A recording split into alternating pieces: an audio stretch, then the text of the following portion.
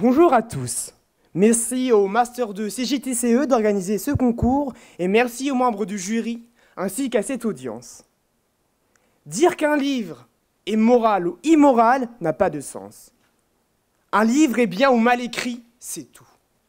Oscar Wilde. Commençons par définir notre sujet. Il est possible de comprendre la notion de morale comme l'ensemble de règles de conduite considérées comme bonnes de façon absolue ou découlant d'une certaine conception de la vie. Certes.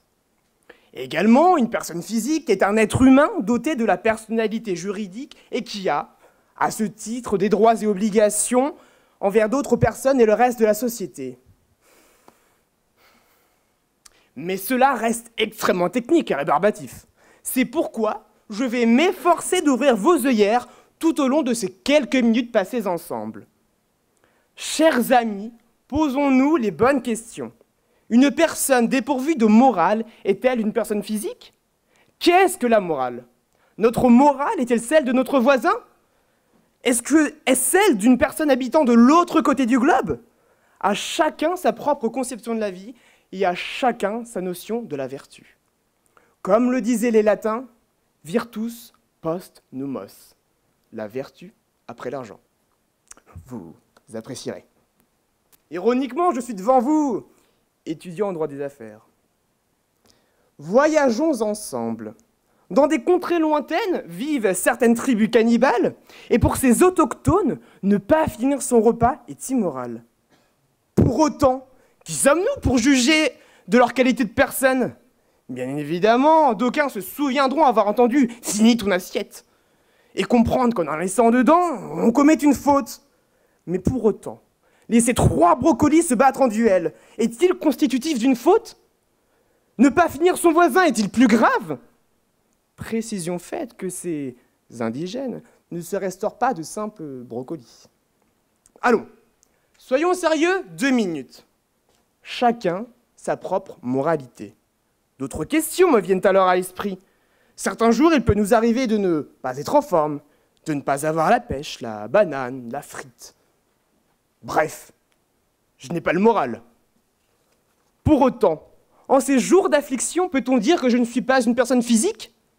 Je ne peux concevoir un monde dans lequel on nous imposerait tous les jours d'afficher un bonjour de façade et de recevoir constamment des sourires béats. Vivre dans un monde de niaise félicité ne m'intéresse guère. Malgré cela, vivre dans un monde dans lequel aucune règle de conduite ne régirait les âmes me paraît, comment dire cela, quelque peu aventureux. Rappelons-nous, lupus homini lupus. Le loup est un loup pour l'homme. Comme le loup a besoin du berger pour l'éloigner du troupeau de blanches brebis et d'agneaux, l'homme a besoin de la morale pour l'éloigner de ses errements et le ramener dans le droit chemin. Parler de troupeau me fait soudain penser. La raison du plus fort est toujours la meilleure. La morale de cette fable est-elle morale? Encore une fois, chers amis, la morale, dans le cas présent écrite par Jean de La Fontaine, nous montre que chacun voit midi à sa porte. Je me permettrai de vous rappeler la fin de cette fable pour les plus jeunes d'entre nous, ou pour les moins jeunes, qui l'auraient peut-être oublié. Le loup l'emporte et puis le mange, sans autre forme de procès. J'en demande pardon par avance pour l'expression, mais allons, revenons à nos moutons. Prenons l'exemple d'un robot, ou encore de ce que les technophiles appellent l'intelligence artificielle, AI pour les anglicistes. De telles machines peuvent adopter des comportements plus rationnels, plus moraux, si je puis dire, que nous. Ainsi que le prévoit la première loi d'Asimov, un robot ne peut porter atteinte à un être humain, ni, en restant passif, permettre qu'un être humain soit exposé au danger. Plus proche de nous, ces lois d'Asimov montrent toute leur utilité et les valeurs que mettent en évidence certains automates dans une œuvre cinématographique de 2004, iRobot.